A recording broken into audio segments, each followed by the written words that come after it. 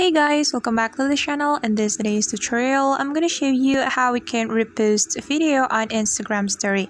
Let's get started. First of all, open your Instagram app on your phone. Then choose the video that you want to repost on your Instagram story. And for instance, I'm going to repost this video. So the first thing we're going to do is click on this share button. Then click on add to your story right here.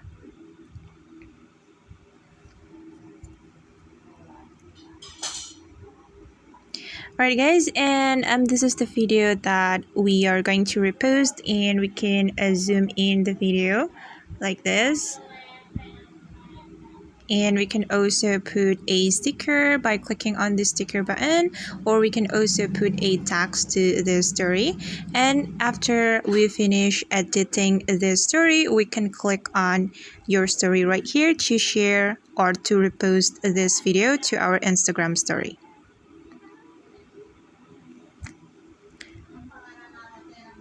Okay guys, and that's how we can repost a video on Instagram story. I hope this video will be useful for you. Thank you so much for watching, and see you on the next video.